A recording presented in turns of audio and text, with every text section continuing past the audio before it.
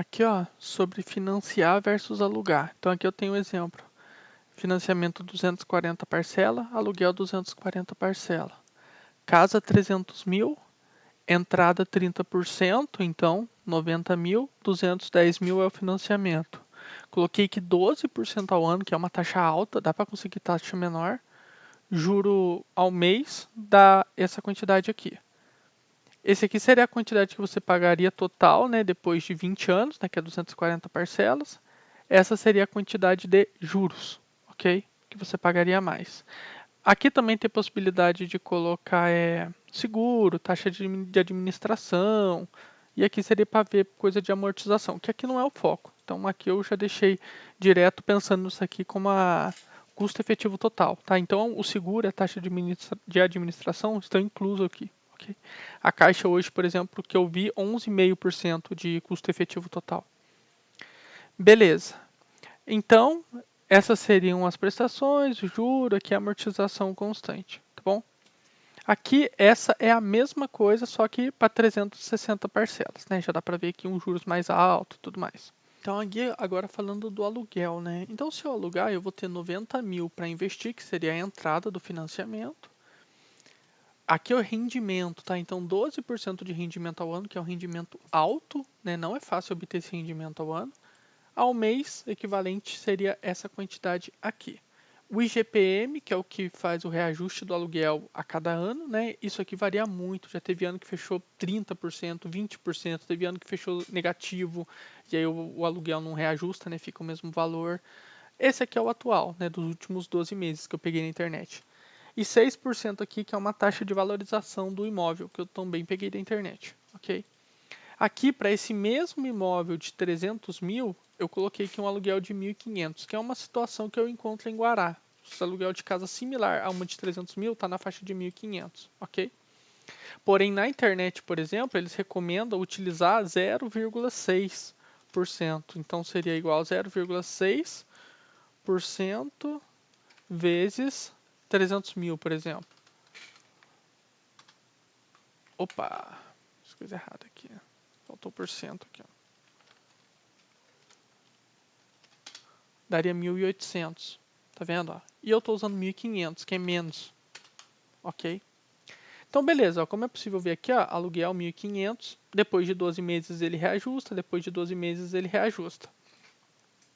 E aqui seria o investimento. O investimento nada mais é do que a parcela do financiamento menos a parcela do aluguel. Então, dá esse valor aqui. E esse rendimento, né, ele já começa rendendo em cima dos 90 mil, que seria o inicial.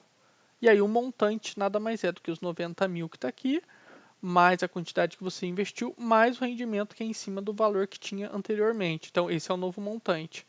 Investe mais isso, rende mais isso em cima do montante anterior, novo montante. E por aí vai. O que acontece? O seu aluguel começa a subir. E a quantidade que você pode investir, né, referente lá ao financiamento, ela vai caindo. Tá vendo? Ela vai caindo. Por quê? Porque a sua cota de financiamento vai caindo e a de aluguel vai subindo. Chega um momento que o que acontece? Aqui, ó.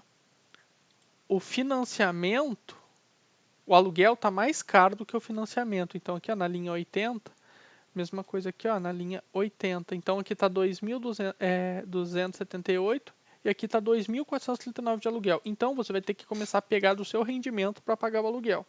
Mas ainda assim, como o rendimento está alto, né?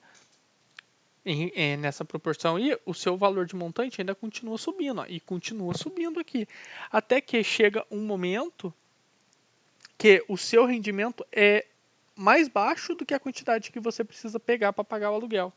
E aí sim seu valor começa a cair. Exatamente isso que aparece nessa curva aqui. Então vai subindo o seu montante, chega um momento ela cai. Então, no final dos 240 meses, esse seria o resultado que você teria de montante, 431 mil. Só que a casa, nesses 20 anos, se valorizaria 6% ao ano, estaria valendo 962 mil. Ou seja, nesse cenário, é mais vantajoso financiar a casa do que investir. Ok?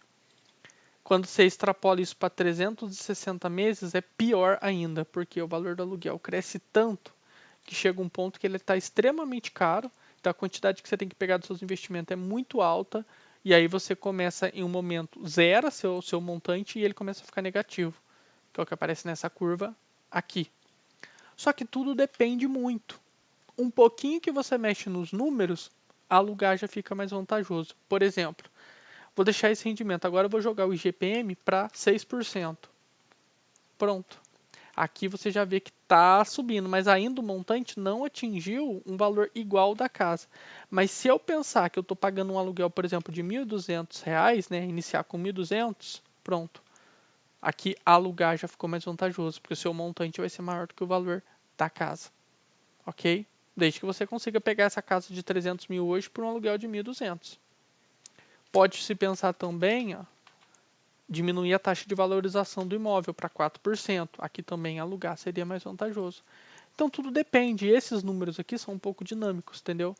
Então é aqui que gera briga, que gera confusão. Tem gente que fala que compensa alugar, tem gente que compensa financiar. Ok? Eu entendo que é melhor você comprar sua casa. E aqui eu não só estou comprovando da parte subjetiva, mas como da parte quantitativa mesmo, com números.